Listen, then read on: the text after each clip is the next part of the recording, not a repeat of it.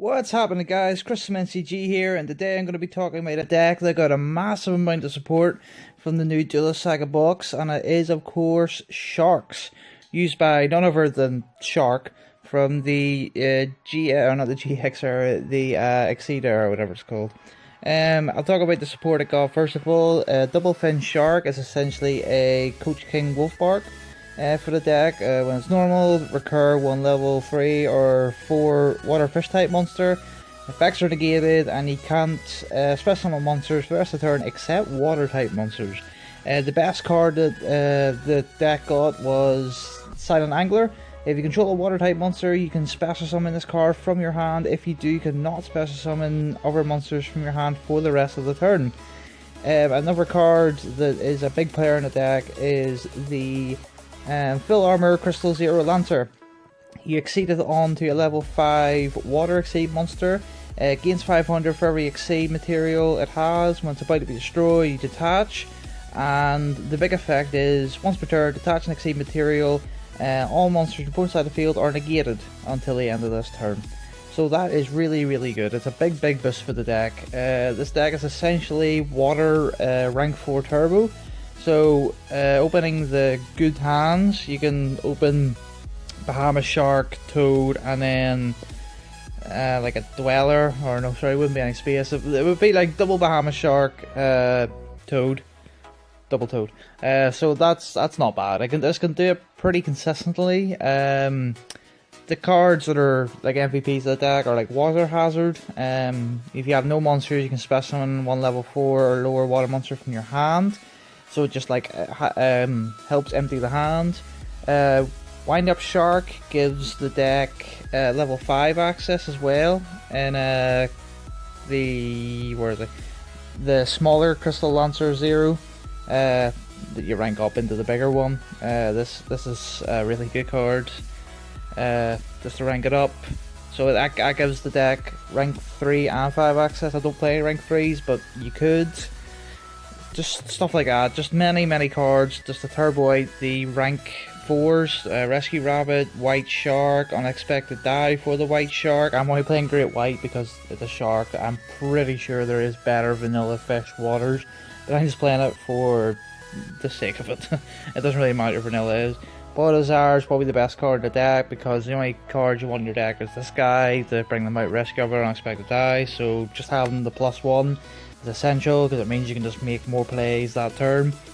The only traps I'm playing is Solemn Notice, just because I don't like Dimensional Barrier because I usually have to negate Exceeds, and I don't really like traps in this deck at all. It's just that Solemn is a really good card in this format going against Infernoids and Paleo, so that's why I'm playing it. But as always, this is just an example list. This is not the best list. This is just a list that shows off the best the deck can do, or the highest ceiling that the deck has. So last card of the main deck I want to talk about is the rank up magic.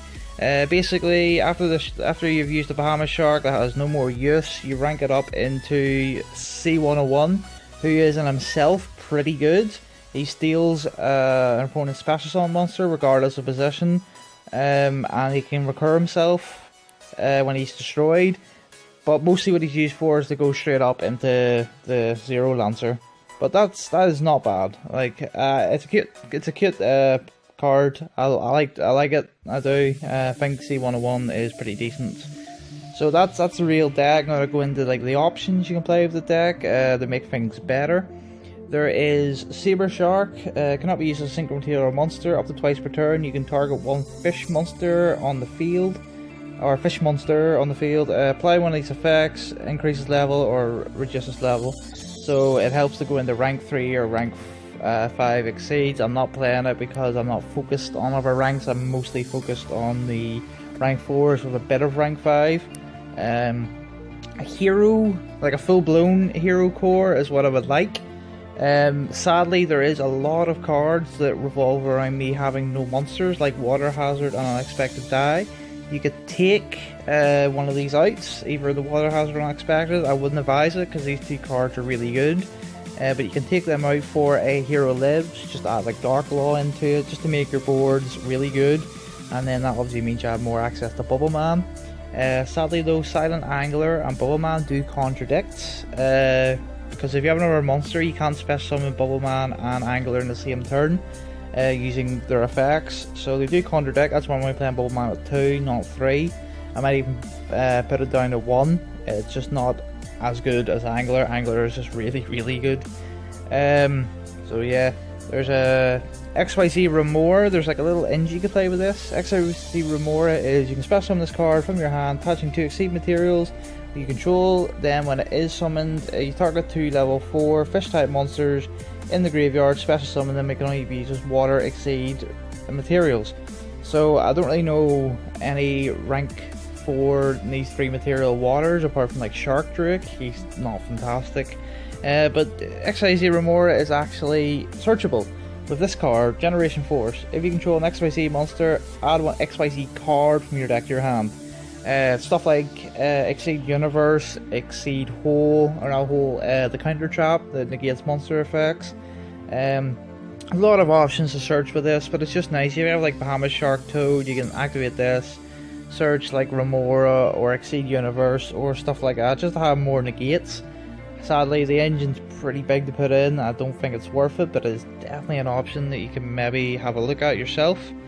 Obviously the hero engine would get Acid and Mass Change 2 just to extend the plays. It makes it better going second, gives it a better paleo matchup. That's definitely something you can take a look at, and it's something that I myself might take a look at as I go on testing it. Play more copies of the rank up if you want to go into C101, who is definitely not bad, especially going second, because it doesn't matter what position you're in, as opposed to its counterpart 101. So just stealing the monster, attaching it to Exceed material, it is really good. The traps for fish are actually pretty decent. There's this one that I would definitely side in the deck, and it's called Splash Capture. Your opponent Exceed summons, banish 2 fish type monsters from your graveyard to target that face up Exceed, take control of it forever. So if the format is heavily zoo oriented, you can maybe side or main deck your own Bullhorn and Trident, just to take your opponent's Trident or whatever your opponent's Zodiac to make your own Trident. That is definitely not bad, so that is an option. I like this card, I would definitely side it. And they also have a Gemini Spark. Fish Death Charge, tribute 1 fish type monster, store 1 card in the field, and draw 1 card. The reason I'm not playing this is because you really shouldn't have a fish on the field.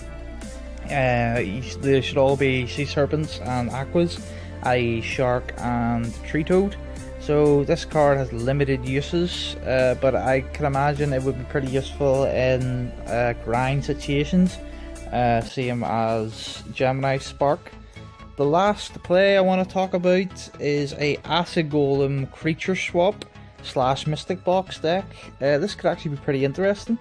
When you're going first, instead of going for the usual Toad play, if you draw a Creature Swap, you could go Bahamas Sharks, summon Acid Golem with no materials, Creature Swap it to your opponent's side of the field. So now they can't special summon while the Acid Golem is in their possession, and they take 2k each turn. So if it is a deck that cannot get rid of Acid Golem, like a can't tribute summon, or it doesn't play like Dark Hole or stuff like that, it just has no way of getting rid of Acid Golem, you can just sit behind traps and Toad and everything and just burn your opponent out while they can't really make a comeback.